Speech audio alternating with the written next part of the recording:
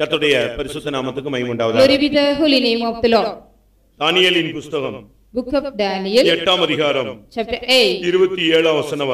verse 27.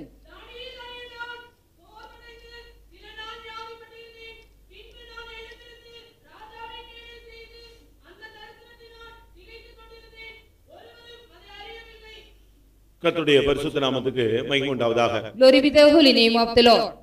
தானியேல் தேவனுக்கு பிரியமான ஒரு மனுஷன். Daniel was a beloved man unto God. ஆண்டவர் தூதனை அனுப்பி அவனோடு பேசும் பொழுது பிரியமான புருஷனே என்றுதான் அவனிடத்தில் When பேசுவார். the Lord talked to him, he used to call him as a beloved. ஒரு ஆழமான பிரதிஷ்டை உள்ள ஒரு மனுஷன். He was a man who had a deep consecration. தேவனுடையத்திலிருந்து ரகசியங்களை அறியக்கூடிய ஒரு மனுஷன். A man, he was also know all the secrets from the Lord. அவன் தேவனுக்கென்று வாழ்ந்த ஒரு ஆள். He was a person he lived for the Lord's sake. இந்த உலகத்துல மனைவி பிள்ளைகள் இப்படிப்பட்ட பந்தத்துக்குள்ள சிக்கிக் கொள்ளாமல் தேவனோடு மாத்திரம் வாழ வேண்டும் என்கிற ஒரு கருத்து உள்ள ஒரு ஆள். He was a man, he had a consideration not to ensnare in this valley life with wife or husband or children, but he had only the fellowship with God. அதனால தான் ஒரு காரியத்தை வெளிப்படுத்த சொல்லும் பொழுது மற்ற ஜோசியர்கள் மற்றவர்கள் சொல்றாங்க, மாம்சமானவர்களோடு வாசமாயிராத தேவர்கள் தான் இதை சொல்ல முடியும் என்று சொன்னார்கள். When the astrologers and others everybody said only the God who is not dwelling with the flesh can reveal all this,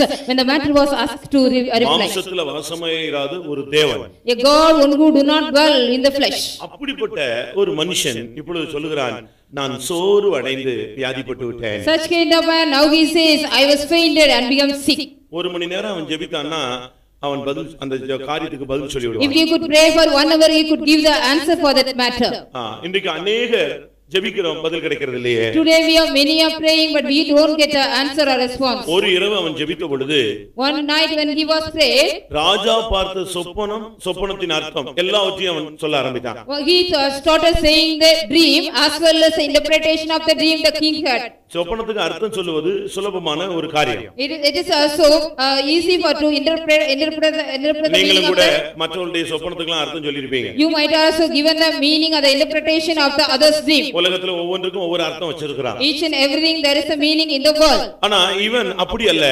ஒரு மனிதன் அவன் தலையிலே தோன்றினதான சொப்பனத்தையும் கூட இவன் சொல்லுவான், அதனுடைய அர்த்தத்தையும் சொல்லுவான். He is not a man like that, even though the dream which appeared to another man, not only the dream as well as the meaning or the interpretation you could able to say. அப்படிப்பட்ட ஒரு மனுஷன் இப்பொழுது சோர்ந்து போனேன் என்று சொல்லுகிறார். Such kind of great man now he says, I was fainted. வாழ்வுல சில நேரங்கள்ல இந்த சோர்வான பாதையில நாமும் கூட கொண்டு செல்லப்படுகிறோம். Sometime in our life we may also take through the path of fainted or weary sometime. நல்ல ஆவிக்குரியவர்கள் என்று சொல்லுகிறவர்கள் கூட சில நேரங்கள்ல சோர்ந்து போயிறாங்க. Even the people they are saying they are very good spiritual children, sometimes they faint. இவன் ஏன் சோர்ந்து போனான்? Why did he faint? அவனை சோர்ந்து போக வைத்த சூழ்நிலை என்ன? What was the situation or the circumstances which made him to faint? அந்த சோர்விலிருந்து அவன் மீள முடியாமல் அந்த சோர்வினால வியாதிப்பட்டேன் என்று கூட சொல்லுது. He says from that fainted nature he couldn't relieve and he was also sick.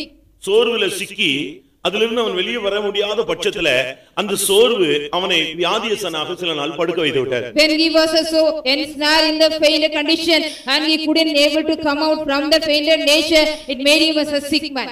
அதனுடைய காரணம் என்ன? What was the reason for that? அவன் ஒரு தரிசனத்தை பார்த்தான். He saw a vision. இல்லாவிட்டால் ஒரு சொப்பனத்தை பார்த்தான். He had a dream.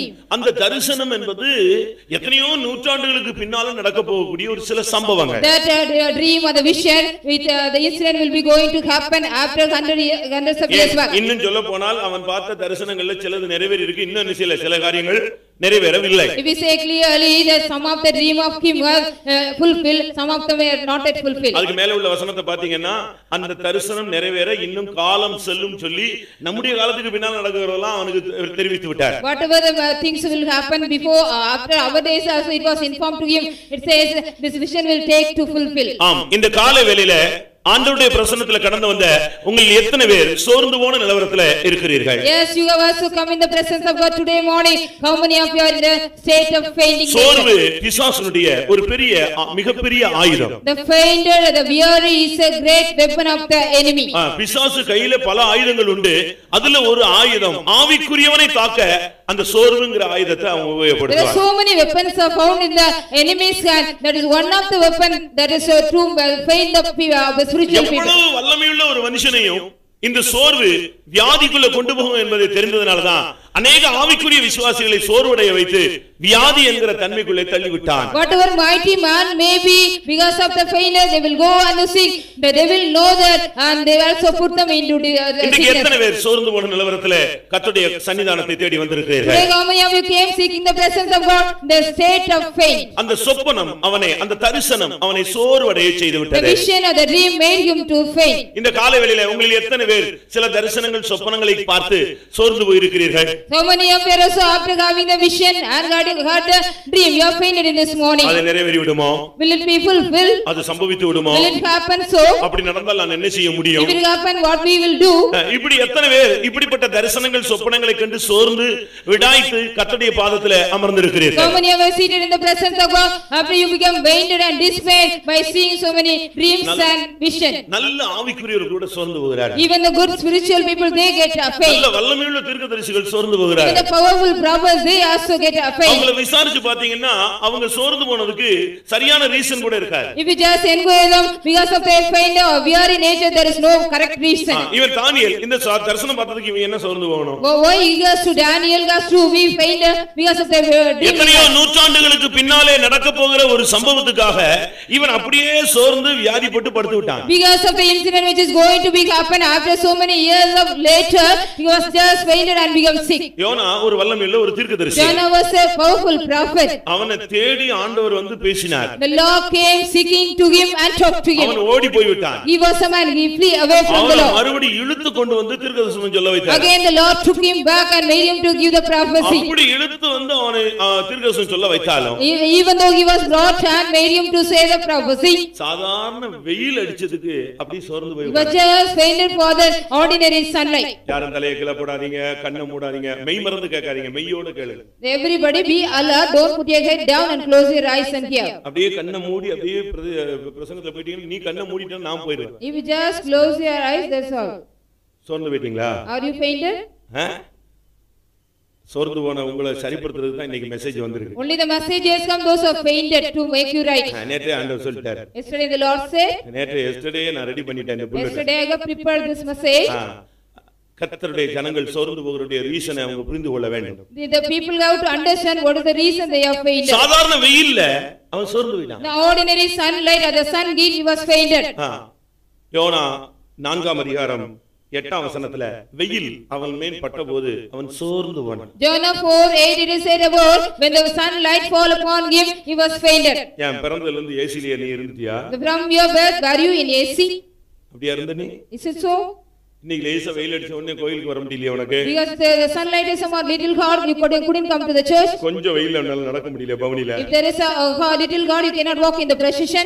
கொஞ்ச நேரத்துக்கு முன்னால மீன் வயித்துல கிடந்தது உண்மைதான். It is also true, you were in the belly of the fish before some time. அது ஏசில இருந்த மாதிரி தான் இருந்திருக்கும். As if like you were in the AC sometime. அப்படிதானே? Isn't it? கடல் பாசி எல்லாம் சுத்தி உள்ள கிடந்து முழங்கால் போட்டு அந்த குடலுக்குள்ள உட்கார்ந்து நாத்தத்துக்குள்ள ஜெபம் பண்ணதெல்லாம் உண்மைதான். It is also true, you were being inside the intestine of the belly as well as the beads of the sea also covered you. இப்போ அந்த வெயில் பட்ட உடனே அப்படியே சோர்ந்து போயிட்டான். Now when he got the sunlight upon him, he was fainted. Amos 8ஆம் அதிகாரம் 13ஆம் வசனத்துல தாகத்தினால வாலிபர்கள் சோர்ந்து போனார்களா? Because the young people also be wearied by the thirst in Amos 8:13. மத்தேயு 15:32ல பட்டினியினால ஜனங்கள் சோர்ந்து போனார்கள். Matthew 15:32 because of the hunger the people were weary. இந்த உலகத்துல மனிதர்கள் இப்படிப்பட்ட காரியங்கள்ல சோர்ந்து போவார்கள். In this world also in such kind of matters the people may be weary. பசி, பட்டினி, தாகம், வெயிலின் கொடுமை, உக்கிரங்கள் இப்படிப்பட்ட காரியங்கள்ல உலகத்து மனுஷன் சோர்ந்து போவான். The worldly man will be fainted in matter of the thirst or hunger or the sunlight or anything.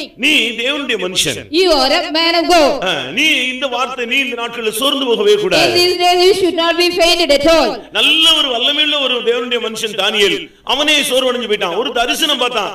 அதுக்காக நீ கொஞ்ச நேரம் ஜெபிச்சிட்டா அந்த தரிசனத்தை கர்த்தர் மாற்றி கொடுப்பார். The powerful or the mighty man of God was Daniel. After he got the dream, he was just fainted. He could have prayed over that dream. சில காரியங்களை கர்த்தர் உனக்கு வெளிப்படுத்துவார். Some matter the Lord may reveal unto you. அது நடக்கிறதுக்காக அல்ல. Not to be manifested. இப்படி ஒரு நடக்கிற ஒரு வாய்ப்பு இருக்கு. நீ ஜெபம் பண்ணி அதை மாற்றுன்னு சொல்றதுக்கு தான் கர்த்தர் உனக்கு அதை வெளிப்படுத்துகிறார். So the Lord will reveal you such kind of matter is there to be happen, but you have to pray and avoid that. உன்னுடைய ஜெபம் அந்த பாதையை மாற்றுகிறார். Your prayer will change that path. நீ அதுக்காக ஜெபிக்காம விட்டுட்டேனா அது சம்பவிக்கலாம். If you just don't pray for that, it may that incident may happen. நல்ல ஒரு ஆவிக்குரிய மனுஷன் ஒரு தரிசனத்தை பார்த்துட்டு அப்படியே சோர்ந்து போயிட்டான். A good spiritual man after having got the vision, he was fainted. சில சொப்பனங்கள் ஒரு சிலரை கலக்கிரு. Some dreams are troubling the people. சில தரிசனங்கள் சிலரை கலக்கிரு. Some visions also trouble the people. நானும் கூட சில சொப்பனம் தரிசனம் எல்லாம் பார்த்து எந்திச்சு உட்கார்ந்து ரொம்ப கலங்கி போயிருக்கிறேன். I also got some dream and vision. I should have and trouble. இந்த சொப்பனங்கள் உன்னை சோர்ந்து போக நீ அனுமதிக்க கூடாது. You should not allow the dream should be trouble you. இளைஞர்கள் சோர்ந்து போவார்கள். The youth or the young men will be fainted. வாலிபர்களும் சோர்ந்து போவார்கள். Even the youth will be fainted. யார் சோர்ந்து போனாலும் ஒரு தேவனுடைய மனுஷன் சோர்ந்து போகவே கூடாது. Whomever may be fainted, a man of God should not be fainted at all. இன்னைக்கு கர்த்தர் சோர்ந்து போக வைக்கக்கூடிய சக்திகளை உங்களுக்கு வெளிப்படுத்த விரும்புகிறார். Today the Lord want to manifest unto you the powers which may make you faint. எந்தெந்த காரியங்கள் ஒரு ஆவிக்குரிய மனுஷனை சோர்ந்து போக வைக்க போராடுகிறது என்பதை நீ இன்னைக்கு அறிந்து கொள்ள வேண்டியது அவசியம். It is also necessary you have to understand what are the matters which makes a spiritual man to faint. இது உனக்கு தெரிவிக்கிறதுன நோக்கம் நீ இனியிலே சிக்கி சோர்ந்து போய் விட கூடாது. The intention which we inform you, you should not ensnare again in this matter and be fainted. ஒன்று தரிசனம் சொப்பனம். One is vision and dream. சில காரியங்கள் அப்படியே தற்செயலாக அப்படியே உனக்கு வெளிப்படுத்தப்படும். Some matter will be as if it is real, it will appear in you. அதுல நல்ல காரியமா இருந்தா நீ ஸ்தோத்திரம் பண்ணி ஜெபித்து அதுக்காக நீ நன்றி சொல்லலாம். If it is a good matter, you have to just praise the Lord and thank the Lord by praying. அது ஒரு விரும்பத்தகாத ஒரு நிகழ்வாக இருந்தால் நீ தேவ சமூகத்துல அதுக்காக நீ ஜெபம் பண்ணி கர்த்தாவே நீர் இப்படி அனுமதிக்க கூடாது என்று நீ தேவ சமூகத்துல நிற்கணும். It is a matter of unwilling condition, you have to stand in the presence of God and pray, Lord, this incident should not be happened to me. டைரக்டா வந்து எசேக்கியாட்ட ஆண்டவர் சொல்லிட்டாரு நீ மரித்து போய் விடுவாய் உன் வீட்டு காரியத்தை ஒழுங்குபடுத்து. Directly unto Ezekiel the Lord said you will be die set order thine house. அவ்வளவு டைரக்டா கர்த்தர் சொன்ன பிறகு கூட அவன் சொன்னா இல்ல ஆண்டவரேன்னு உட்கார்ந்து அழுது ஜெபிச்சான். அவனுக்கு 15 வருஷத்தை கர்த்தர் என்ன செய்தாரு கூட்டி கொடுத்தார். Even though the Lord said unto him he prayed, no Lord, like that he cried, the Lord added 15 years unto him. அதனால இந்த சொப்பனம் தரிசனத்தை பார்த்து அப்படியே பதச்சி அப்படியே உட்கார்ந்து அழுது ஒரு மாதிரி மிரண்டு போயிராதீங்க. உடனே எழும்பி தேவ சமூகத்துல ஜெபித்து கர்த்தருடைய பாதத்துல அத வைங்க. அப்பொழுது நீங்கள் சோர்ந்து போக மாட்டீங்க. So after you are having the vision or dream, don't be troubled by getting trouble into that and we don't be fainted. You keep in the presence of God and pray over that. சின்ன சின்ன காரியங்களுக்கு எல்லாம் சோர்ந்து ஒரு வாரத்துல போய் உட்கார்ந்திர கூடாது. You should not go and sit in a corner for a small matter and be fainted. இந்த தொட்டால் சினிங்க டச் மீ நாட் ன்னு ஒரு செடி உண்டு. There is a plant called touch me not. தெரியுமா அது? Do you know? பாத்துக்கிங்களா? Have you ever seen? ஏன் பார்க்கணும் நாங்களே அப்படி தானே அப்படிங்கறீங்க. Why we have to see we ourselves like that? அப்படி தானே? Send it. தொட்டால் சினி. Touch me not. நான் அத ரொம்ப நேரம் போய் இரும்புலில இருந்துச்சு அப்ப டெஸ்ட் பண்ணி பார்த்தேன். இப்ப சமீபத்துல கேரளா போயிருந்தேன். பொன்னலூர் ஃபைட்டம்ல இருந்துச்சு. அப்பவும் நான் அத டெஸ்ட் பண்ணி I was also research when it was in Irumuli it was there and when I had been to Kerala I was sent and watched that. அத டெஸ்ட் பண்ணிட்டு நான் கொஞ்ச நேரம் நின்னு பார்த்தேன். அது என்னதான் பண்ணது? I tested பண்ணது? that and I was standing there for a little while. What happened to that? அது போய்டா நினைச்சிட்டு திரும்பி விரிஞ்சு வருது. Because I had gone it thought and again it was blowing. திரும்ப லேசா ஊதி பாரு. I just again blew. I blew. தொட்டாதானே அதுக்கு ரோஷம் வருது ஊதி பார்க்கலாம். Yes, if I touch it will get anger. Why you can't blow? அந்த காற்று பட்ட உடனே என்ன செஞ்சிருது? பயங்கரமா வெக்கப்படும். When the wind blows it also shames. யோசிச்சு பாருங்க. Just think about it. நீங்க சின்ன காரியத்துல அப்படியே சோர்ந்து போற கூடாது. For a small matter you should not be fainted as it is. நமக்கு ஒரு தேவன் உண்டு. அவர் சோர்ந்து போகாத ஒரு தேவன். We are having a God, he never weary. ஏசாயா 40 அதிகாரம் 28 வசனத்துல பூமியின் கடையாந்தரங்களை சிருஷ்டித்த அநாதி தேவன் அவர் சோர்ந்து போகிறதே இல்லை.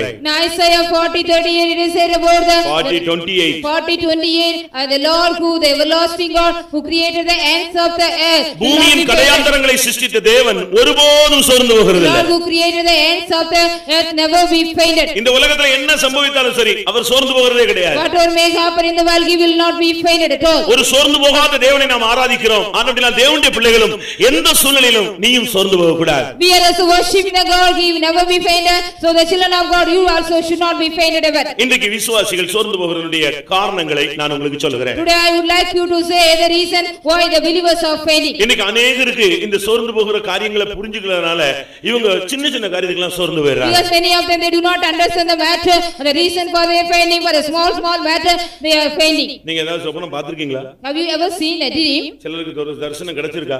Have you got any vision? ஆவிக்குரியவனோடு கர்த்தர் நிச்சயமாய் இடைபடுவார். Through the spiritual man the Lord sure he will deal with.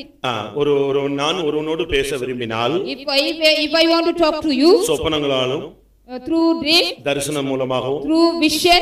நான் பேசுவேன்னு ஆண்டவர் என்ன தெளிவாக என்னாகமத்துல 12ஆம் அதிகாரத்துல பேசியிருக்கிறார். Clearly the Lord has spoken in Numbers 12 chapter it is about. ஆனால் மோசேயோடோ But with Moses, நான் மறைமுகமாய் அல்ல முகமுகமாய் பிரத்யட்சமாய் ஒரு சிநேகிதனிடத்துல பேசினது போல பேசினேன் என்று but சொல்றார். Moses not secretly but like a friend, face to face I talk to him. அதனால கர்த்தர் பேசும் பொழுது கர்த்தர் பேசுறதுக்கு அது ஒரு வாய்ப்பு, அதுல நீங்க சோர்ந்து போயிடக்கூடாது. So there's a chance the Lord has talked to you, we should not be fainted in that. யாராவது சொப்பனத்தை பார்த்து எழும்பி உட்கார்ந்து மணிக்கணக்கா அழுதுட்டு இருந்தவங்க எத்தனை பேர் இருக்காங்க தெரியுமா? How many of you are here that after seeing the dream they are also crying for hours? சொப்பனம் தரிசனங்களை கண்டு நீங்க கலங்க வேண்டாம். அது உங்களுக்கு சோர்வுக்குள்ள கொண்டு போக கூடாது, அது ஜெபத்துக்குள்ள உங்களை கொண்டு போகணும். After seeing the vision or the dream you should not be troubled, it should not take you to the faint condition, but it has to take you to the prayer. ஒரு சிலருக்கு ஒரு சின்ன வார்த்தை சொன்னா போதும் அப்படியே சோர்ந்து விடுவாங்க. Some people if we speak a small word they will be fainted. நீ விசுவாசி தானே? You are a believer, no? கர்த்தர் நம்பி ஒன்று சில காரியங்களை பேசும்போது நீ ஏன் சின்ன வார்த்தைகளுக்கு நீ சோர்ந்து போயிடுறீங்க? By believing you when the Lord talk to you, why do you trouble or why do you faint for the small matter? ஒன்னத பாட்டு 5ஆம் அதிகாரம் 6ஆம் வசனத்துல வார்த்தைகளால் நான் சோர்ந்து போகிறேன். Song of Solomon 5:6 it is said by the words he has spoken I am fainted. ஒரு சின்ன வார்த்தை சொல்லிட்டா போதும் அப்படியே சோர்ந்து போயிடுவாங்க. If we say a small word they will be fainted. ஆண்டவர் ஒன்று பேசட்டும் மற்றவங்க பேசட்டும் உங்களை சரிப்படுத்துறதுக்கு பலர் பேசுறதுல ஒன்றும் தப்பு கிடையாது. It is nothing wrong when the Lord talk to you to correct you or when others talk to you and make you correct. சின்ன வார்த்தை சொன்னா போதும். If we say a small word, அவ்வளவுதான். that's all. கோயிலுக்கே வராம கூட போயிடுவாங்க. They will not come to the church even. அப்படியே பின்மாறி போயிடுவாங்க. They will go backslide. அப்படியே ஜெபத்தை நிறுத்திடுவாங்க. They will stop the prayer. ஏன் ஒரு வார்த்தை சொல்ல கூடாதா? Can we say our உம்முடைய வார்த்தையினால் நான் சோர்ந்து போகிறேன். by your word I am troubling fainted. நீங்க இந்த நாட்கள்ல கர்த்தருடைய வார்த்தையை கேட்கும்போது திடப்படணும். When you hear the word of God in this day you should confirm yourself. நீங்க இந்த வார்த்தைகளை கேட்கும்போது நீங்க உற்சாகப்படணும். You should be also active when you hear this word. ஒரே ஒரு வார்த்தை கேட்ட உடனே அப்படியே பின்மாறி போயிடலாமா? When we get one word about it, can we go backslided? ஒரு பெற்றோர் ஒரு பிள்ளையை சத்தம் போட கூடாதா? Can't your parents shout or school the ஒரு ஊழியக்காரன் ஒரு விசுவாசி வார்த்தைகள் பேச கூடாதா? A servant of God could not talk about or scold the வார்த்தை ஒரு சிலரை சோர்ந்து போக வைக்கிறது. The word makes somebody to be fainted. யாராவது சொன்னாங்க அது சொன்னாங்க இது எவனாவது ஏதாவது சொல்லிட்டு போறான், நீ ஏன் சோர்ந்து போற? Let anybody say anything, why do you faint? வாய் இருந்தா பேசுவான். If they are having mouth they will talk. இல்லாததும் பேசுவான். Even though whatever not found they will talk. இருக்கிறதும் பேசுவான். Whatever possible also talk. தெரிஞ்சதை பேசுவான். Whatever they know talk. தெரியாதவைகளையும் பேசுவான். Whatever they do not know they will talk. நீ செஞ்சதையும் சொல்லுவான், செய்யாததையும் சொல்லுவான். Whatever you do and whatever you do not do that also they will say. நீ அந்த ஊர்லயே இருந்திருக்க மாட்ட, நீ அந்த ஊர்ல இருந்தேன்னு சொல்லுவான். You will not be in the city but they will say you were in the city. நல்லா புரிஞ்சுக்கோங்க, யார் என்ன சொன்னாலும் மற்றவருடைய மனுஷனுடைய வார்த்தையில நீ சோர்ந்து போகவே கூடாது. Understand well, in the words of the man's mouth you should not faint but let anybody say anything. நீதிமான் என்னை தயவாய் குட்டட்டும். Let the righteous man beat me kindly. அது நீ என் தலை அதை அல்ல தட்டுவதில்லை. My head will not reject that. நீ அதை ஏற்றுக்கொள்ளணும். You have to accept that. யாராவது உன்னை ஏதாவது ஒரு வார்த்தை சொன்னான்னு சொல்லிட்டு நீ அதுக்காக இனிமே கோயிலுக்கு நான் வர மாட்டேன்னு சொன்னா உன்னைய மாதிரி ஆவிக்குரிய ஜீவிதத்துல ஒண்ணுமில்லாத ஆளு ஒருத்தரும் கிடையாது. No man is nothing in your spiritual life. If anybody say anything we don't come to the church. நீதிமொழிகள் 24:10 பார்க்கும் பொழுது Proverbs 24:10 ஆபத்து காலத்தில் நீ சோர்ந்து போவாயானால் உன்னுடைய பலன் மிகவும் குறுகியது. In the time of adversity if you also faint your strength is small. ஆபத்து நேரத்துல நீ சோர்ந்து போக கூடாது. During the time of calamity you should not be fainted. ஆபத்து எப்பவும் வரும். The calamity or the trouble or the danger may come anytime. அது எந்த நேரத்துல வரும்னு உனக்கு தெரியுமா? Do we know at what time it will come? அதுக்கு பேரே ஆபத்து. அது எந்த நினையாத நேரத்துல உன்னை வந்து சந்திச்சிரும். It is a name is adversity, the time which we never think about it will come and approach. யோபனுடைய சிநேகிதர்கள் வந்து சொன்னாங்க, The friends of Job came and told, ஆபத்து உனக்கு வந்தபடியால் நீர் ஆயாசப்படுகிறீர். Because you are so fainted because you got trouble. இன்னைக்கு நீங்க ஆபத்துகள் காலத்துல நீங்கள் தேவனை நோக்கி மன்றாடணும். During the period of trouble, the danger or trouble you have to go and cry and God. ஆபத்து காலத்துல என்னை நோக்கி கூப்பிடு, நான் உன்னை விடுவிப்பேன். The time of trouble call on me, I will deliver thee. ஆபத்து காலத்துல நீ சோர்ந்து போக கூடாது. During the time of adversity you should not be fainted. அந்த நேரத்துல நீங்க உற்சாகமா தேவனுடைய சமூகத்துல காணப்படணும். Interestingly you have to be found in the presence of God that time. ஆபத்து நேரத்துல நீ ஸ்திரமாய் நிக்க வேண்டிய ஒரு நேரம். During the time of calamity or the danger you have to stand stable. விசுவாசிக்கிறவன் அந்த நேரத்துல பதறான். The one who believes will not be confounded. இது ஒரு ஆபத்தான காலம்னு நீங்க புரிஞ்சுக்கிட்டீனா நீ அந்த நேரத்துல மௌனமா இருந்து நீ தேவனுடைய சமூகத்துல தரித்திருக்க வேண்டியதா. We also perceive this is the time of trouble, you should be quiet and be in the presence of God. உங்களுடைய வாழ்க்கையில ஆபத்துகளை நீங்கள் சந்தித்த காலங்களை சிந்தித்து பாருங்கள். Just think about the time you have so many trouble in your life. அந்த ஆபத்து நேரத்துல நீ உற்சாகமா வெளியே வந்துட்டியா இல்ல ஆபத்துல சிக்கி சோர்ந்து அப்படியே நீ முடங்கி போய் விட்டாயா? During the time of your trouble, God, you so actively came out, or just you fainted and be inside. எந்த ஒரு இன்சிடென்ட்டும் நிகழ்ச்சிகளும் உன்னுடைய ஜீவியத்தை சோர்ந்து போக வைக்க கூடாது. Whatever may be the incident will not make you faint your life. என்ன நடந்தாலும் சரி. Whatever may happen, நீ சோர்ந்து போக கூடாது. you should not be fainted at all. 10 பிள்ளைகள் செத்து போனது அவன் சோர்ந்து போகவே இல்லை. Even 10 children were died, even though Job did not faint. ஆனா 10 பிள்ளைகள் செத்து போன பொழுது அவனுடைய மனைவி சோர்ந்து போனாள். And the wife was just fainted after the 10 children were died. ஏதோ இருக்குறது போயிருச்சுங்கிறதுனால அப்படியே சோர்ந்து போக கூடாது. Because whatever we have is when you lost, you should not be fainted. ஒன்று தரிசனங்கள் சொப்பனங்களை கண்டு நீங்கள் சோர்ந்து போ. One thing, you should not be fainted by seeing the vision and dream. சில காரியங்களை உனக்கு வெளிப்படுத்துகிறார்ங்கற நம்பிக்கையோடு தேவ சமூகத்தில் திறப்புல நில். You have to stand in the gap of the presence of the Lord, because Lord is revealing something, some யாரோ attitude. சொன்ன வார்த்தைக்கு எத்தனையோ வருஷத்துக்கு முன்னால எவனோ பேசினதுக்காக நீ துக்கப்பட்டு சோர்ந்து போகாத. You should not be also worried by the word somebody has spoken so many years back. எத்தனையோ காரியத்தை இந்த காதுல வாங்கி எத்தனையோ பிரசங்கத்தை இந்த காதுல வாங்கி அந்த காதுல விட்டுட்ட. எவனோ சொன்ன ஒரு வார்த்தையை மாத்திரம் இன்னும் உள்ளே வச்சிருக்கீங்க. Somebody messages after hearing somebody இல்ல எத்தனையோ மெசேஜ் உன்கிட்ட பேசினார் ஆண்டவர், அதெல்லாம் இந்த காதுல வாங்கி இந்த காதுல விட்டுட்ட.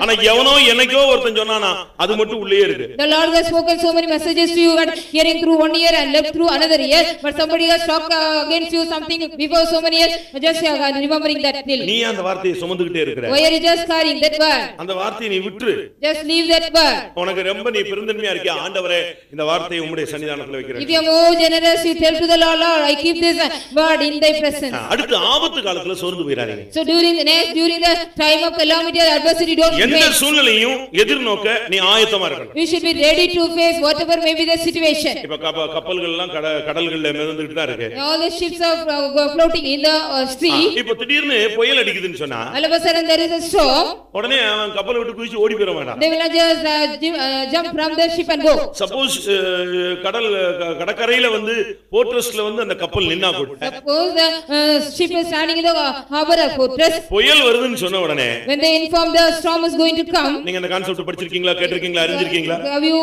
read about that concept or know about it? போர்ட்ரஸ்ல அது நிக்க கூடாது. It should not stand in the fortress. அது தூக்கி அடிச்சு உடைச்சிரும். It will just broken the ship. அதனால எங்க புயல் அடிக்குதோ உடனே அந்த போர்ட்ரஸ்ல இருந்து இந்த கப்பலை கொண்டு வந்து எங்க நிப்பாட்டிடுவான், கடலுக்குள்ள கொண்டு போயிடுவான். The ship will be replaced or shifted to the sea, inside the middle of the sea. They should not stand in the harbor. அடுத்து next எந்த திசையில புயல் அடிக்குதோ அந்த திசைக்கு நேரா இந்த கப்பலுடைய முனையை நிப்பாட்டி வச்சிருவாங்க. The end of the ship will be stand against the place or the direction where the storm comes. கப்பல் ரன்னிங்ல இருக்கிற மாதிரி கரெக்ட்டா அத நேரா ஃபேஸ் பண்ணி ஆன் பண்ணி வச்சிருவாங்க. As if the ship is in the running, the safely it will be facing towards. ஏன்? Why?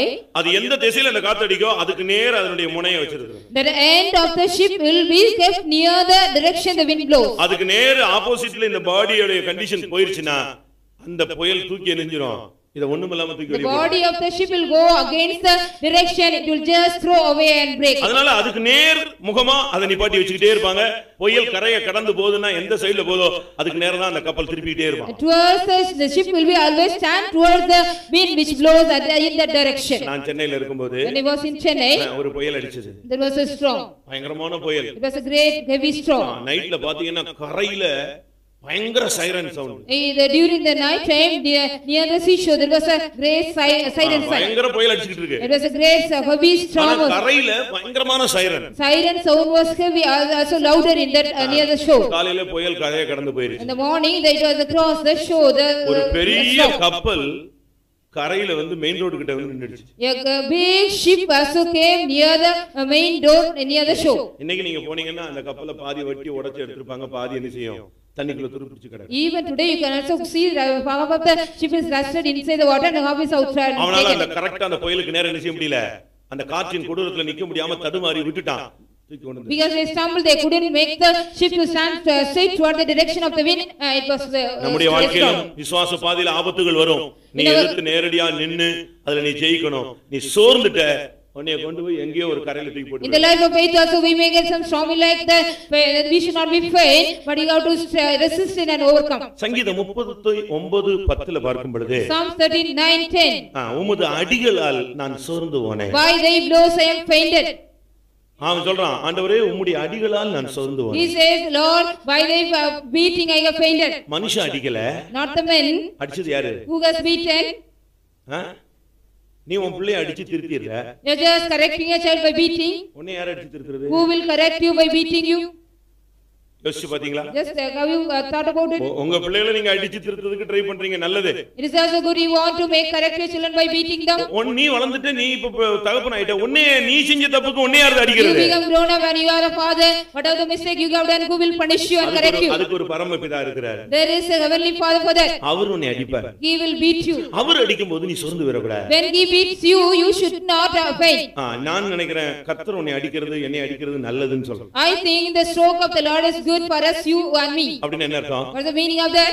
நம்ம செஞ்ச தப்புக்கெல்லாம் இந்த உலகத்திலே அடி வாங்கிட்டா என்ன இல்ல, பிரச்சனை இல்ல. Whatever the mistake when we get a blow in this world, there is nothing wrong. இங்கேயே நியாய தீர்ப்பு கிடைச்சிட்டா போதும். பரலோகத்துல நீ நித்தியத்துல போய் என்ன செய்ய முடியாது, நியாய தீர்ப்பை வாங்க முடியாது. It is better we can get the judgment here, not in the eternity.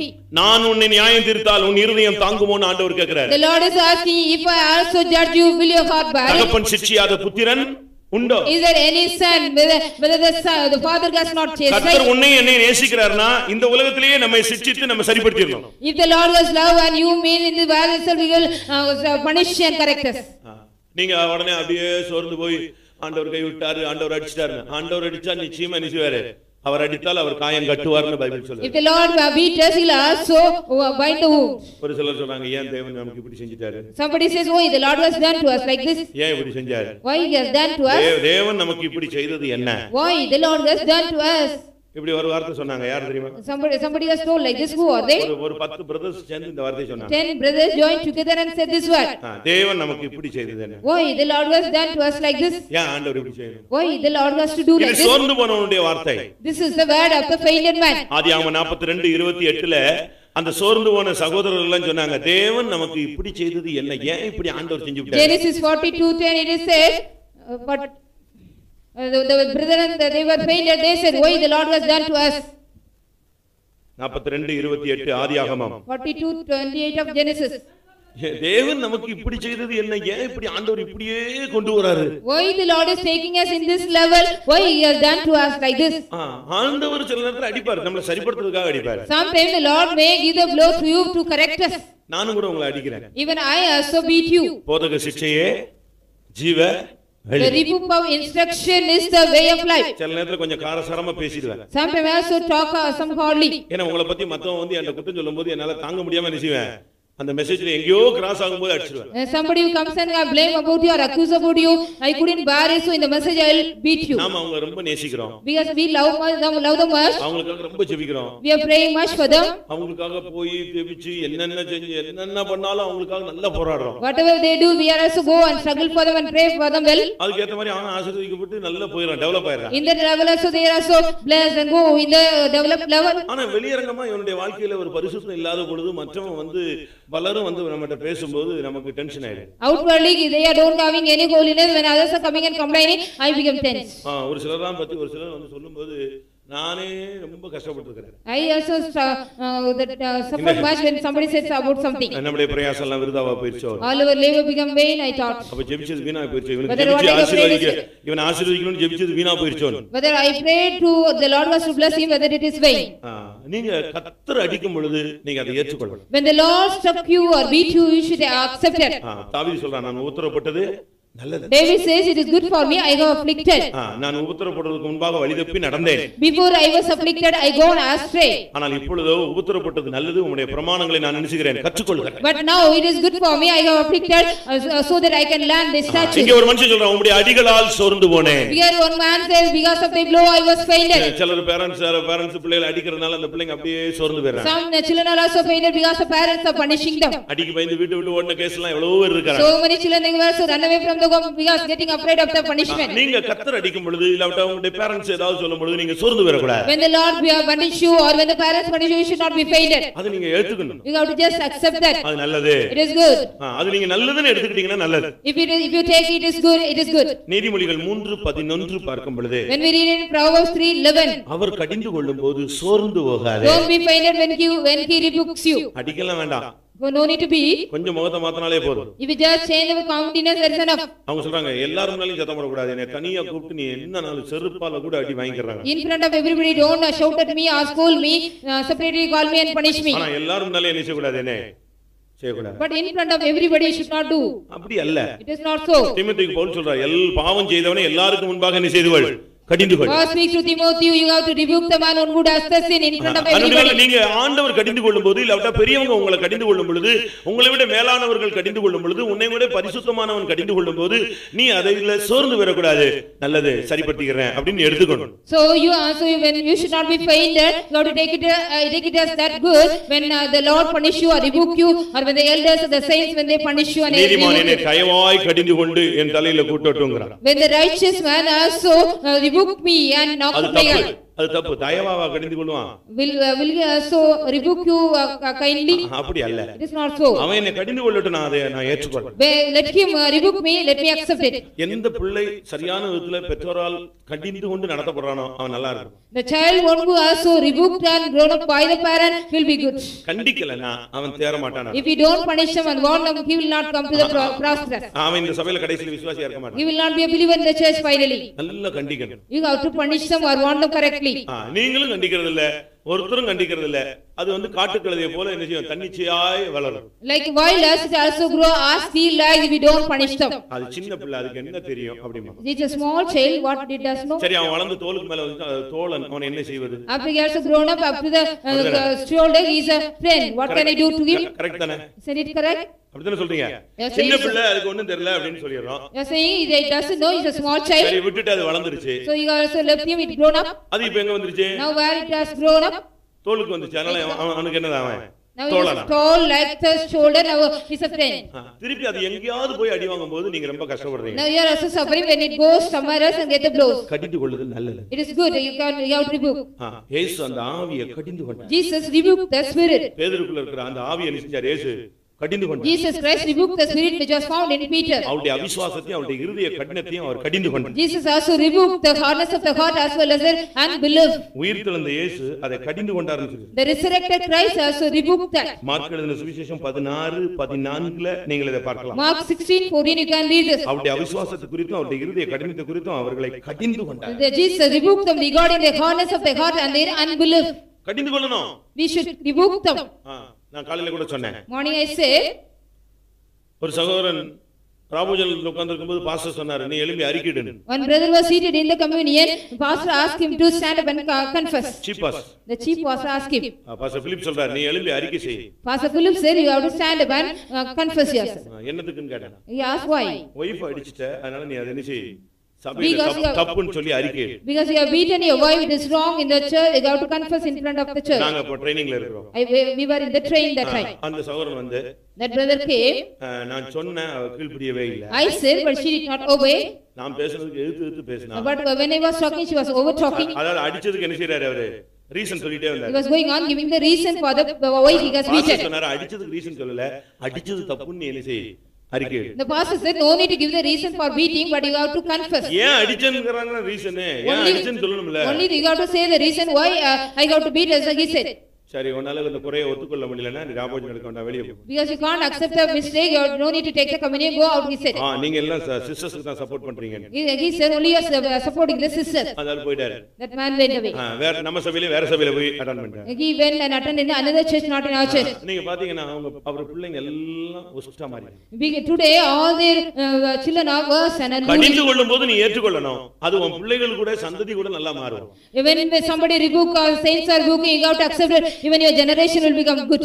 அடிகளினால் சோர்ந்து போகாதீர்கள். Don't be fainted by the blows. கடிந்து கொள்ளும்போது சோர்ந்து போகாதீர்கள். When God rebukes you, don't be fainted. நீ அதை ஏத்துக்கணும். ரைட், நான் தான் செஞ்சேன், தப்பு பண்ணிட்டேன். You have to accept it. It's right, I have only done a mistake. நான் அவசரப்பட்டிருக்க கூடாது. I should not be hasty. சில வார்த்தைகள்ல நீங்க சோர்ந்து போறாங்க. Because of some words you should not be fainted. யாரோ சொன்ன வார்த்தையை மனசுல வச்சிட்டுலாம் சோர்ந்து போகாதீங்க. நீங்க ஆவிக்குரிய ஜீவிதத்துல நீங்க முன்னேறி போங்க. Don't have any bad of any, but somebody said, so don't be fainted by that, go forward in the spiritual. எரேமியா 4 4:31 பார்க்கும் பொழுது Jeremiah 4:31. கொலை பாதகத்தினாலே நான் சோர்ந்து போனேன்னு I am சொல்றார். also fainted by the murderers, it is said. கொலை பாதகராலே சோர்ந்து போனேன்னா என்ன அர்த்தம்? What is the meaning? I am so fainted by the murderers. தன் சகோதரனை பகைக்கிறவன் மனுஷ கொலை பாதகன். A man one who hates the brethren is a manslayer. மற்றவங்க உங்களை பகைக்கிறாங்க இல்ல நேசிக்கல அவருக்காக நீங்க சோர்ந்து போயிடக்கூடாது. You should not be fainted because others are hating and they are not loving you. மனுஷன் தானே, Only he is a man. அவன் உன்னை நேசிக்க மாட்டான். He will not love you at all. காசு இருந்தா உன்னை நேசிப்பான். If you are having money, he will love you. நீ அவனுக்கு சாதகமா பேசினா நேசிப்பான். If you just speak favorably and he will அவன் செஞ்ச love you. தப்பெல்லாம் நீ வெளியே சொல்லாம அவன் கூடயே இருந்துட்டே இருந்தீனா உன்னை நேசிச்சிட்டே இருப்பான். Whatever mistake we are, what he done, if you don't say outside, if you are loving him, he will love you. எத்தனை குடும்பங்கள்ல புருஷன் மனைவி பிள்ளைகளுக்குள்ள உண்மையான நேசம் இருக்குன்னு சொல்லுங்க How பாக்கலாம். many of your family are having the true love between your husband, wife and the children among you? ஆதி குடும்பங்களுக்கு மேல உண்மையான நேசம் கிடையாது. Half of the family, they don't have the true love in their family. எல்லாருடைய நேசமும் செதறி போய் தான் இருக்குது. All their loves are scattered and dispersed. கல்யாணம் கட்டிட்டோம் பிள்ளையை பெத்துட்டோம் இப்படி இதுக்காக வாழ்ந்துகிட்டு இருக்கிற ஒரு 99 பேர் இருக்காங்க. 99% of the people are living there because they are married, they are living. இல்ல உண்மையா நேசித்து எத்தனை பேர் குடும்பம் நடத்துறாங்க? How many of you are truly loving and they are conducting their family? அப்படினா ஏன் சண்டை வருது? If so, why are you getting quarrel? ஏன் வாக்குவாதம் வருது? Why do you dispute? ஏன் பிரிவினை வருது? Why are you getting the separation? ஏன் பாஸ்டர்ட்ட பஞ்சாயத்து வருது? Why are you bringing the panchayat to the pastor? ஏன் போலீஸ் ஸ்டேஷன் போறான்? Why do you go to police station? ஏன் கோர்ட்ல டைவர்ஸ் வருது? Why divorce cases coming in the court? உலகத்தை பேசல, சபையை பத்தி பேசுறேன். I am not talking about the world but the church. உண்மையான நேசம் கிடையாது. They don't have the true love. நீங்க அதனால யாராவது உங்களை நேசிப்பான்னு சொல்லிட்டு நம்பி போயிட்டு நேசிக்கலன்னு சோர்ந்து போகாதீங்க. மனுஷனுடைய அன்பு உன்னை சோர்ந்து போக வைக்கும். The love of men will make you weary. Don't believe men and their love and go back of them. அதனால யாராவது உன்னை நேசிக்கலன்னு நீ சோர்ந்து போகாத. So don't நீ be- கர்த்தர் உன்னை நேசிக்கிறார், நீ கர்த்தரை நேசி. Only the Lord is loving you. You have to love the Lord. Don't faint it because nobody loves இந்த you. உலகத்துல நீ யாரை நேசிச்சாலும் பிரயோஜனமே கிடையாது. There is no use and no profit if you love anybody in the world. இப்ப போன வாரம் ஒரு பிள்ளை போன் பண்ணா, Last week one girl rang up to me. நீங்க கொஞ்சம் கவுன்சிலிங் பண்ண முடியுமா? Can you counsel me little? ஃபாரின்ல இருந்து போன் பண்ணி இங்க உள்ள ஒரு பிரச்சனையை சொல்றா. She was telling the problem of here from foreign. She was ringing to me. என்ன கவுன்சிலிங் கேட்ட? What is the counseling I asked? எங்க ரிலேஷன் பையனுக்கு கல்யாணம் ஆகி 6 மாசம் ஆச்சு. ரிலேஷன் பையனுக்கு கல்யாணம் ஆகி 6 மாசம் ஆச்சு. One of my relation, he was married. It is 6 months ago. ரெண்டு பேரும் நல்ல சாஃப்ட்வேர் இன்ஜினியர், நல்லா சம்பாதிக்கிறாங்க. They are also earning good. They are software engineers both. கல்யாணம் முடிஞ்சு 6 மாசம் ஆச்சு. இப்ப அந்த பிள்ளைய கேட்டா எனக்கு பிடிக்கலன்னு சொல்றாங்க. After 6 months of the marriage, when we ask the girl, she says, "I don't like that man." ஏன் கல்யாணம் கட்டின? Why did you marry? அம்மா அப்பா சொன்னாங்க கல்யாணம் கட்டின. Because the parents said I got married. சரி இப்ப என்ன செய்யறது? What we can do? என்னவாது பண்ணுங்க. Do anything. ஓபனா டைரக்டா இப்படி தான் பேசுறாரு. Openly and directly she is speaking. அவங்களும் கவுன்சிலிங் பண்றதுக்கு எங்க இருக்கிற சைக்காலஜிஸ்ட் எல்லாம் சைக்காட்ரிஸ்ட் வந்தவங்க போனவங்க எல்லாத்தையும் சுத்தி வந்துட்டாங்க. They got told all the psychiatrists. எல்லாத்தையும் கூட்டி போனாலும் கவுன்சிலிங்ல அவ சொல்றா எனக்கு பிடிக்கல என்னை விட்டு. Everybody go and give the counseling. She says I don't like leaving. எல்லாரும் சொன்னாங்க அப்ப வேற ஏதோ கான்டாக்ட் இருக்கும் போல இருக்குன்னு. Then everybody says she is having another contact. ஒரு கான்டாக்ட் இல்ல. She did not have any contact. யாரையும் நேசிக்கிற தன்மையில இன்னைக்கு மனுஷன் இல்ல. Today man is not in the condition to love anybody. அப்படி நேசிச்சாலும் அது வந்து நேரப்போக்குக்கும் காலப்போக்குக்கும் தான் வச்சிருக்கான். Only if they love also for the time passing for the they are having. ஏன் இங்க உட்கார்ந்து இருக்கிற எத்தனை பேர் நீங்க உண்மையா நேசிச்சு குடும்பம் நடத்துறீங்க சொல்ல Today those முடியுமா? are seated here, how many of us love truly and come here? சமுதாயத்துக்காக சபைக்காக இருக்கிறவங்க பாதி பேர் இருக்கிறாங்க. Only those people, those are living for the society is half of them here. கொலை பாதகர் யாரை நேசிக்க முடியுது? The murderer who can love? பெத்த தாயை நேசிக்க முடியுதா? Can you love your own mother? பெத்த பிள்ளைகளை நேசிக்க Can முடியுதா? you love your own children? இன்னைக்கு நேசம்னா என்னன்னு கேக்குறாங்க. Today if there is love mean what is that they are asking? கொலை பாதகராலே சோர்ந்து போகிறீர்கள். By the murderers you are fainted. புதிய ஏற்பாட்டுக்கு நாம் வருவோம். Let us come to the New Luca Testament. எழுதின சுவிசேஷம் 18ஆம் அதிகாரம் 1ஆம் வசனத்தை பார்க்கும் பொழுது Luke 18:1. ஜெபத்துல ஜெபம் பண்ணுவதில் சோர்ந்து போகாதீர்கள். The prayer you should not be fainted. இன்னைக்கு अनेक விசுவாசிகள் இந்த விஷயத்துல ரொம்ப சோர்ந்து வர்றாங்க. Many believers are also nowadays they are fainted in the prayer. எப்படிலாமோ ஜெபிக்கிறோம். We are praying in so many manners. நைட்ல ஜெபிக்கிறேன். During the night say group whatever manner in many manner I am praying even though I don't get any response they are also fainted. அந்த அநீதியுள்ள நியாயாதிபதியிடத்துல போய் அந்த விதவை மன்றாடி கொண்டே இருந்தார். To the unrighteous man the widow was going on struggling. தேவனுடைய விஷயத்தை நீங்க புரிந்து கொள்ள You வேண்டும். have to understand the matter of the Lord. உனக்கு தேவை என்னதென்று அவர் The அறிந்திருக்கிறார். Lord knows what is necessary or need for our you. நிச்சயமா அந்த காரியத்தை செய்வார். Certainly the Lord will do for you. அதனால ஜெப விஷயத்துல நீங்க சோர்ந்து போனீங்கன்னா உங்களை பிசாசு தட்டி வீழ்த்திட்டான்னு அர்த்தம். In the manner of prayer if you also fainted that is the meaning the devil has knocked and down. என்ன வந்தாலும் நீ ஜெபத்துல குறைஞ்சிரவே கூடாது. Whatever maybe you should not be less in your prayer. வெள்ளம் பெருகிட்டே இருக்கணும், ஆனா நீ நீச்சல் அடிச்சு நின்னு பிடிக்கணும். In the flood may go on increase and increase, but you have to swim and go. நீ ஜெபத்துல சோர்ந்து போறக்கூடாது. You should not be fainted in your prayer. தம்மால் தெரிந்து கொள்ளப்பட்டவருடைய விஷயத்திலே அவர் நீடிய பொறுமையுள்ளவராய் இருந்து அதிசீக்கிரத்தில் நியாயம் செய்வார் என்று அறிந்திருக்கிறோம். We know that he is also be patient, those who are chosen by him, and he will do the justice. இன்னைக்கு எத்தனை பேர் ஜெபத்துல சோர்ந்து போய் விட்டீங்க? Today how many of you are fainted in your prayer? இப்போ ஏன் ஜெபிக்கிறது இல்ல? Why you don't pray now? அவனே சொல்வாங்க நான் ஜெபிச்சு என்னத்தை கண்டேன்.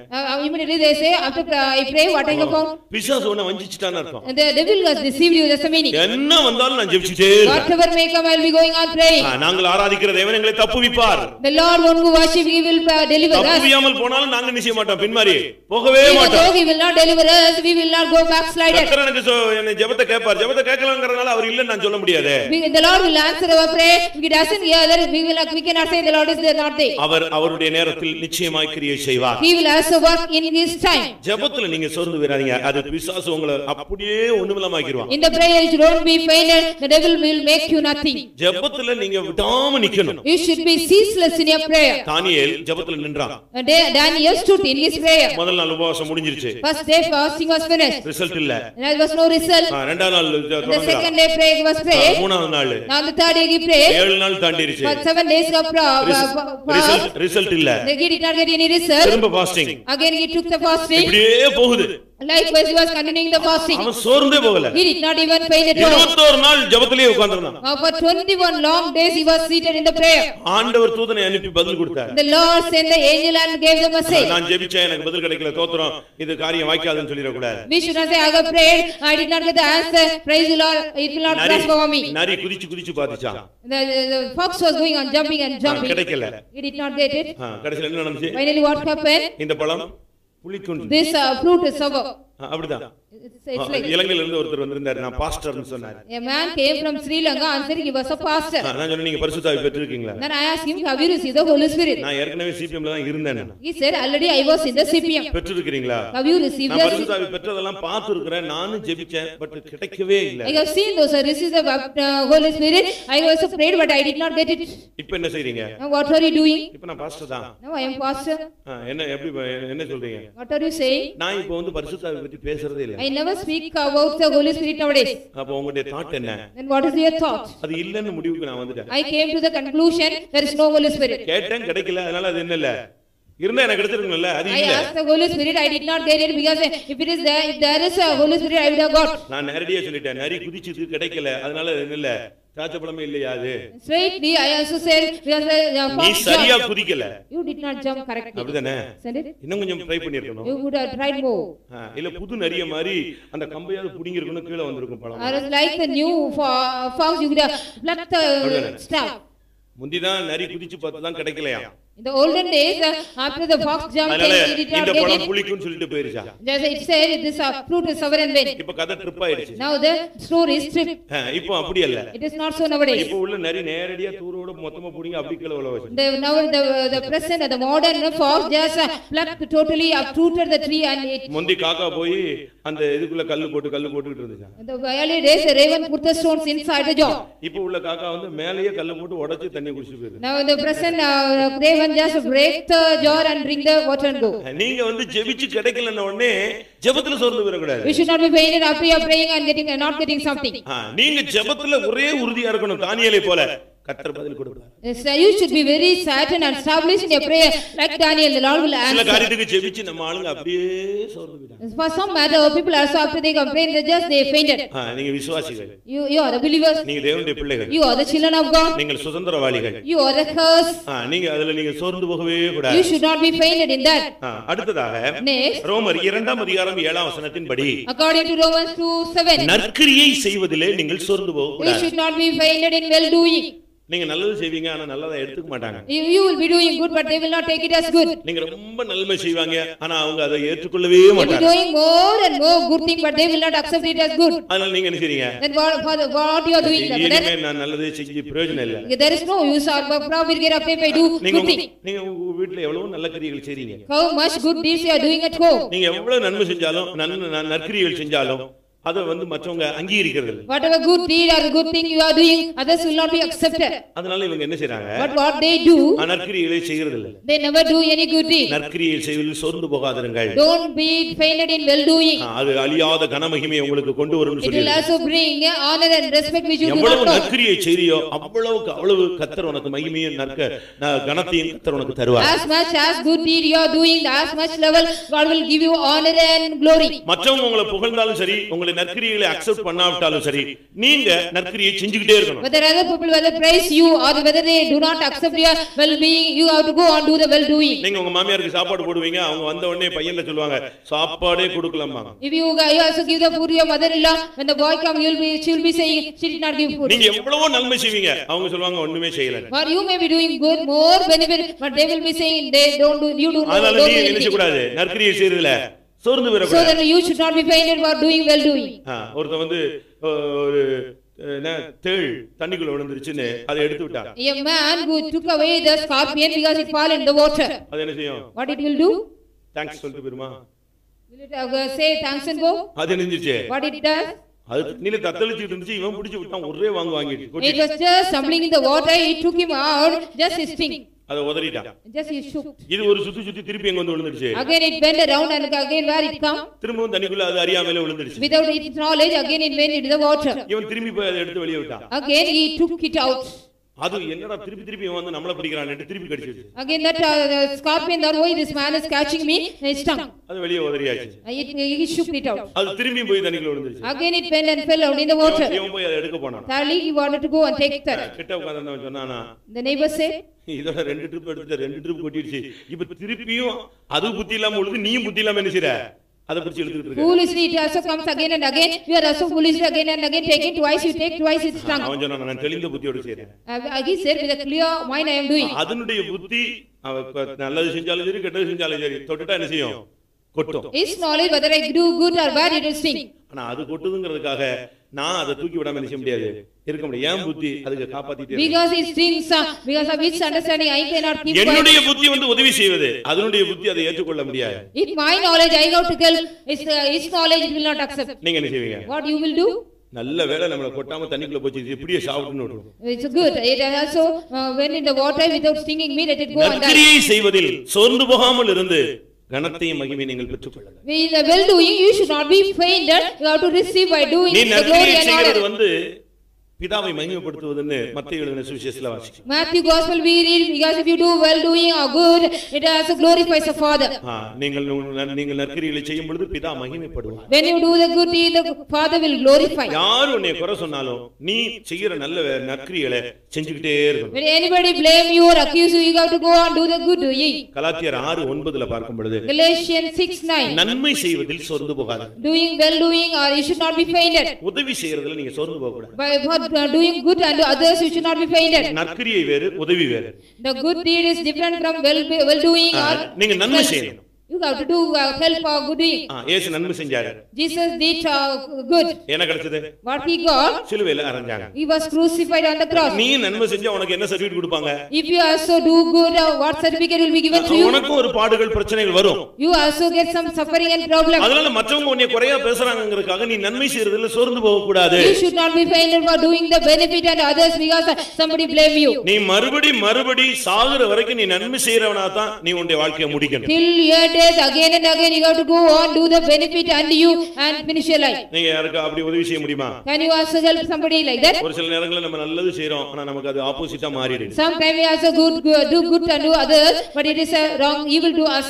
அவங்க அதை தவறா விளங்கி எடுத்துக்கறாங்க. They also understand wrongly and consider it. நான் ஒரு தாய்க்கு உதவி செய்தேன். I helped a mother. விக்க முடியாத ஒரு இடத்துக்காக என்கிட்ட வந்தாங்க. She came to me for the plot she couldn't sell. அந்த இடத்துல விக்க முடியாது. She couldn't even sell that place. அந்த இடத்துல மத்தவங்க எல்லாம் குடிசை போட்டு கரண்ட் எடுத்து வீடு கட்டி உட்கார்ந்துட்டாங்க எல்லாரும். All the other people they also built houses and they were to Karan and they were dwelling there. அத மீட்டு தாங்கன்னு கேட்டாங்க. She asked to redeem that land to me. நானும் அதுக்கு ட்ரை பண்ணி ஒரு தடவை வச்சு எல்லா ஏற்பாடும் பண்ணிட்டேன். I also tried further with one man, I helped everything. அவங்க கடைசில எனக்கு ஆப்போசிட்டா வந்துட்டாங்க. Finally she came against me. அவங்க எந்த ஆவி அப்படி பிடிச்சதோ தெரியல. I do not know what kind of spirit got her. அவங்க பாஸ்டரும் சேர்ந்து தான் இதுல ஏதோ பண்ணிட்டாரு. She said with pastor also included in this matter and did something. எனக்கு 2 லட்சம் தான் கொடுத்தாங்க. Only 2 lakhs was given to me. அது 11 லட்சத்துக்கு வித்துட்டாங்கன்னு சொல்லி. It was sold for 11 lakhs, she said. அநியாயமான ஒரு குற்றச்சாட்டு. Unrighteously she blamed me. நான் ட்ரான்ஸ்ஃபர் ஆகி வந்துட்டேன். I transferred and came. அவங்க வந்து ஒரு முஸ்லிம் கல்யாணம் கட்டிட்டாங்க. She married a Muslim man. அந்த ஆளு செத்து போயிட்டான். That man died. இவங்க போய் ஒரு முஸ்லிம் ரவுடியை கூப்பிட்டு எனக்கு ஃபோன் பண்ண வைக்கறாங்க. She called a Muslim rowdy and asked him to rang up to me. நான் என்னோ காசை மொத்தமா தூக்கிட்டு வந்தேன். Because I got taken all the money totally. திருப்பி அவனுக்கு விளக்கம் கொடுத்தேன். Already I gave explanation to him. இங்க வந்துட்ட பிறகு நான் ஒரு கன்வென்ஷனுக்கு போயிருந்தேன். After I came here, I went for a convention day. Human ரைட்ஸ்ல இருந்து எனக்கு ஃபோன் வருது. From the human rights department, I got a phone call. நீங்க ஹியூமன் ரைட்ஸ்ல வந்து ஆஜராகுங்க. You have to come and report you at the human rights department. அவன் ஒரு 10 நிமிஷம் விளக்கம் கொடுத்தவனே அவன் போனை வச்சிட்டான். I gave the explanation for 10 minutes to him. He kept the phone. இது நன்மை செய்தல வந்து உதவி செஞ்சது என்ன செஞ்சது? உபத்திரம் வந்து சேர்ந்தது. Because of the benefit I do unto the her, I got this evil. ஆனாலும் இன்னைக்கு நமக்கு புத்தி மாற மாட்டேங்குது. Even today my knowledge is not changing. திருப்பி நம்ம என்ன செய்றோம்? உதவி. Again and again we are doing the help. நாம் நன்மை செய்தல சோர்ந்து போவே. We should not be fainted for doing good. நீங்க உங்க சொந்தக்காரங்களுக்கு எவ்வளவு உதவி செய்யுங்க? How much help you are doing to your relatives? அவன் அத பெருசாவே எடுக்க மாட்டான். இன்னும் நீ செய்யணும்னு தான் எதிர்பார்த்துட்டே இருப்பான். You just expect more you have to do unto him. நீங்க இந்த விஷயத்துல நீங்க சோர்ந்து போக கூடாது. In this matter you should not be fainted. எவ்வளவு நன்மை செஞ்சேன்னு சொல்லாதீங்க. செஞ்சதுக்கெல்லாம் கர்த்தர் பலன் தருவார்.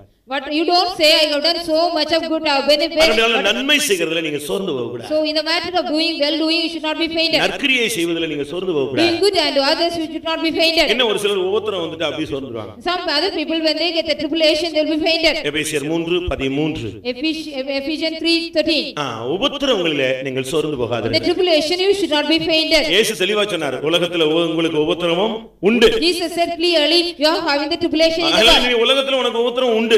In the world you are having tribulation. பரலோகத்துல போற பாதையில ஒரு உபத்திரம் வந்து ஒரு ஏரியா அது. In the path of the path through heaven that's the portion that is tribulation. அப்போஸ்தலர் நடபடிகளில் சொல்லி இருக்கு, अनेक உபத்திரங்கள் வழியாக நீங்கள் தேவனுடைய ராஜ்யத்தில் பிரவேசிக்க வேண்டும். Acts of Apostles that through much tribulation you have to enter into the kingdom of heaven. உபத்திரவத்துல நீ பொறுமையா இருந்து தெய்வீக சுபாவத்தை நீ வெளிப்படுத்தும்படியாக கர்த்தர் இந்த பாதையிலே உன்னை கொண்டு போகிறார். The Lord is taking through this path during the tribulation you should be patient and reveal your good character. கடைசியாக மார்க் 8:3 படி According to Mark 8:3 finally வழியிலே சோர்ந்து போவார்கள். On the way they will be fainted. அதனால அவங்களுக்கு சாப்பாடு கொடுத்து அனுப்புங்கன்னு இயேசு சொன்னார். So then Jesus said you have to give them, feed them and send them. இந்த விசுவாச வழியில பாதையில நீ சோர்ந்து போயிர கூடாது. On the way of this faith you should not be fainted. இந்த பரிசுத்த வழியில நீ சோர்ந்து போயிர On the கூடாது. way of this holiness you should not be fainted. இந்த பிரதிஷ்டையின் வழியில நீ சோர்ந்து போக On கூடாது. the way of this consecration you should not be fainted. இந்த சத்தியத்துல நீ சோர்ந்து போயிர On கூடாது. this truth you should not be fainted. இந்த வழி ஒரு ராஜபாதை. This way is a royal path.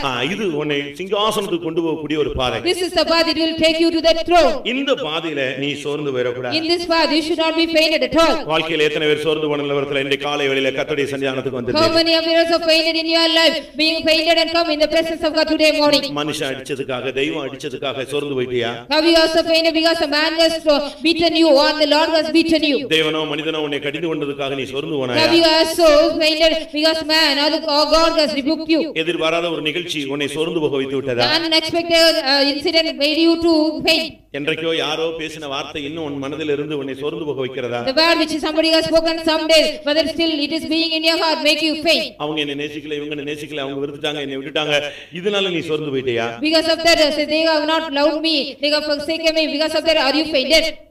நான் ஜெபிச்சு பார்த்தேன், எனக்கு ஒண்ணுமே ஆகலன்னு சோர்ந்து போயிட்டியா? After I was going on praying and nothing happened to me, are you fainted for that? எவ்வளவோ நான் நன்மை செஞ்சேன், ஆனா யாருமே அத நன்மையை எடுத்துக்கல, எனக்கு தீமை தான் செஞ்சாங்க அப்படின்னு சோர்ந்து போயிட்டியா? Are you also fainted? I have done so much of benefit on them, they have not taken as a good thing, but they done evil to me. எவ்வளவோ நற்கிரியை செய்தேன், ஆனால் அதுக்கெல்லாம் எனக்கு நிந்தைகளும் அவமானங்களும் தான் பதிலா வந்ததுன்னு சோர்ந்து போய் விட்டாயா? Are you also fainted because I have done so much of good deed, but only I got the reproach and shame to me? உபத்திரவங்களில் சோர்ந்து போனீர்களோ? Are you also fainted in the tribulation? கர்த்தர் நடத்துற பாதையில நீங்கள் சில நேரங்களில் சோர்ந்து போனீர்களோ? Sometimes are you also fainted in the path which the Lord leads you? ஏதோ சொப்பனம் தரிசனங்கள் கண்டு சோர்ந்து போய் விட்டீர்களா? After having the vision and dream, how is fainted? கர்த்தர் இந்த காலை வேளையில சோர்ந்து போகிறவனுக்கு பலன் கொடுக்கும்படியாய் நம்முடைய மத்தியிலே வந்திருக்கிறார். The Lord has come in our midst to them those are fainted to give might. Yes, ஏசாயா 40 அதிகாரம் 28, 29, 30, 31 வசனங்களை பார்க்கும் பொழுது Isaiah 40, 28, 29, 30, 31. பூமியின் கடையாந்திரங்களை சிருஷ்டித்த தேவன் சோர்ந்து போவதில்லை. The Lord who created the ends of the world will not be fainted at all. இளைஞர்கள் சோர்ந்து போவார்கள். The youth will be fainted.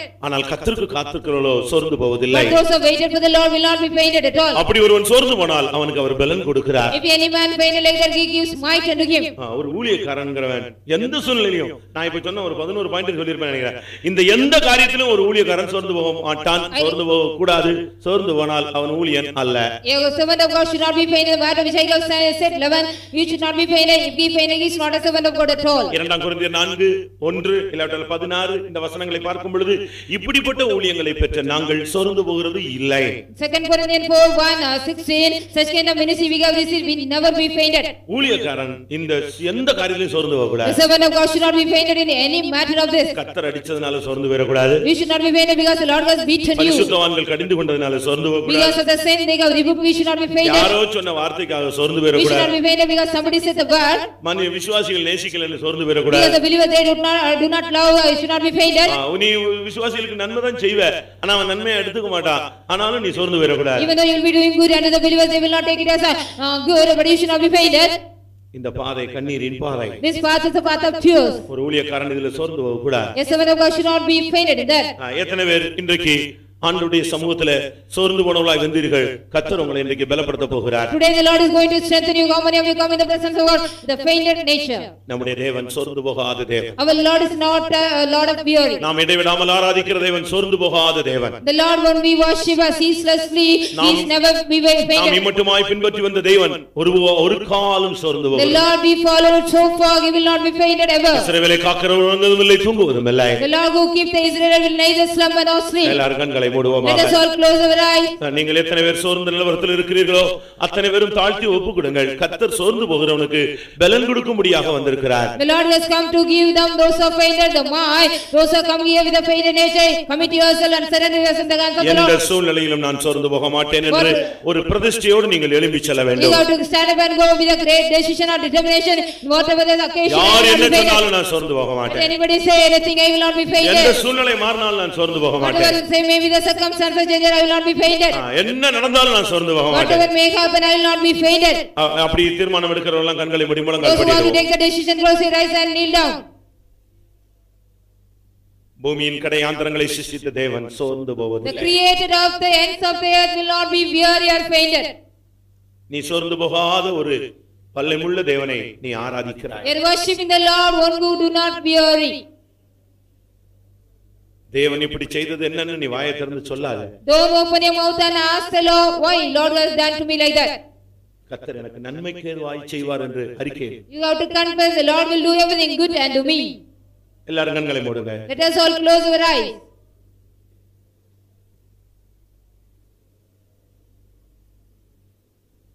நான் இப்பொழுது கேட்ட வசனத்தின்படி சில வார்த்தை நிமித்தம், சில உபத்திரவங்கள் நிமித்தம், சில ஆபத்துகள் நிமித்தம், சில அடிகள் நிமித்தம், சிலர் என்னை வெறுத்தது நிமித்தம் நான் சோர்ந்து போன நிலவரத்தில் கர்த்தருடைய சமூகத்தில் வந்திருந்தேன் என்று எத்தனை பேர் உணர்கிறீர்கள்? சில சம்பவங்கள் என்னை ஆவிக்குரிய ஜீவிதத்திலே முன்னேற விடாமல் சோர்ந்து போக வைத்து விட்டது. சிலருடைய செயல்கள் என்னை சோர்ந்து போக வைத்து விட்டது. நான் நல்ல பிரதிஷ்டையோடு வந்த ஒரு ஆள், வெகு தாகத்தோடு கர்த்தருடைய சமூகத்தை தேடி வந்த ஒரு ஆள், ஒரு காலத்தில் நன்றாக போராடி ஜெபித்துக் கொண்டிருந்த ஒரு ஆள். அன்றைக்கு நடந்த சம்பவம், அன்றைக்கு பேசின வார்த்தைகள், அன்றைக்கு நடந்த சில கேள்விகள் அப்படியே என்னை சோர்ந்து போக வைத்து விட்டது. இன்னும் அது எனக்குள்ளே அந்த சோர்வு நீங்கவில்லை. அந்த சோர்வோடு தான் நான் கர்த்தருடைய பாதத்தில் வந்தேன். அருமையான தேவனுடைய பிள்ளையே, உன்னுடைய நிலவரம் என்ன? இன்னும் பதில் கொடுக்காதனால், இன்னும் கர்த்தர் கிரியை செய்யாதபடினால் நீ சோர்ந்து போய்விட்டாயோ?